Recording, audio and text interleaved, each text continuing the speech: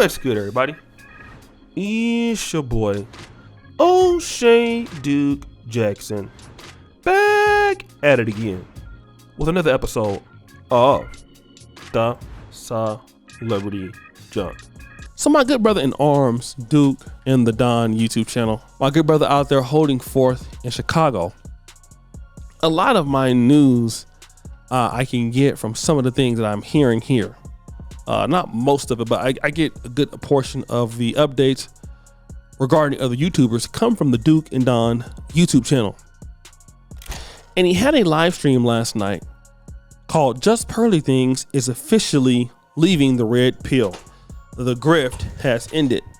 Now we know that when it comes to her, she's being deplatformed on One Clips channel. Also being demonetized on all of her channels. But I want the Duke and Don here to express his opinion on this, and then I'm gonna come back. Recently, we all know the controversy that's been happening with Pearl. Now, Pearl has not been having a good week so far. It looks like YouTube been coming after her, or YouTubers have been coming after her. I'm sorry, reaction channels have been coming after her now. Pretty much, Pearl is getting her ass handed to her. All right, and it's actually well-deserved. I mean, this is someone who did a podcast with a racist, okay, and then agreed with her that slavery was just an embellishment to get black people triggered every time, you know, the liberals want to get black people to vote for them. Oh my God, they just put slavery up there, right? I learned it all from Thomas Sowell. He's right. So ever since all that bullshit, okay, it's pretty much been a wrap for her. Now, YouTube ended up canceling her Clips account. It's done. All right, no, officially canceled. Now, not the main channel. The main channel has been demonetized, but like I said earlier, chat, I told you her main channel's coming soon. Okay, and now you're starting to see Pearl make a bunch of desperate moves, because if YouTube could just take out her Clips channel, and her Clips channel is based off of her main channel, well, there's a certain degree of thought that maybe the main channel might be next. And I think the Pearly squad already know what the fuck's going on, okay? So recently, shortly after the cancellation, Pearl then did a video, but not on YouTube. It was on Twitter, so we had to go on Twitter to find it. In this video, she basically explained what the next steps for her platform would be, but something very important was also said, okay? And it is the official announcement of her ending her red pill grift. I mean, we got chat. We gotta get a round of applause for this one, right? Come on. This is a round of applause material here. She is basically admitting that she is done with the red pill, okay? And particularly the pregame show, which is based heavily on the red pill. Now, this is not to say that the red pill talking points that she's going to spew out there is over with. Oh, best believe she's got more stupid things left in the tank to say, okay? No, it's not that. But her main channel focus now is not going to be on the pregame show, which is the main red pill channel. It's actually going to be more on other things. So let me discuss this, right? And I understand that we have people in the YouTube sector. Many of them are looking to get on. I have people that reach out to me all the time wanting to come to YouTube and how to make money and to do things and start a channel.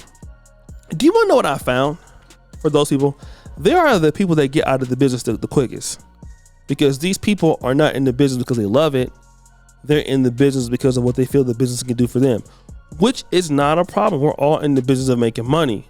But when you're in the business to get clout or to go viral, you don't really care about the audience in which you're trying to make value to. And once you can't do that, you just make content for views. And I've seen people do that. I've seen one YouTuber in particular. I mean, I think this guy has rebranded like 15 times. I mean, the guy just has changed the channel like 30 times. You know, the guy talks about, you know, one day on the black community, another day he's doing something different. And it's a grift to just try to go to the trend. And these people will get a lot of subscribers when they do that because, hey, well, the algorithm is this. Let me start pushing this. And they'll start pushing that, but you notice they'll never have a consistent audience. So because they're not on YouTube to have a consistent audience and your audience to have a consistent experience, you'll start saying anything that doesn't make sense. And this is very true for people like her. So now you're trying to grift from, first of all, you were having the podcast with the blacks. You know, you had the brother King Richards over there. You had Sarah Garvey over there. Now we're getting away from that. Now we're not even dealing with the blacks no more. Now we're trying to go to the red pill content. Now that didn't work. Now we're trying to go to the conservatives now.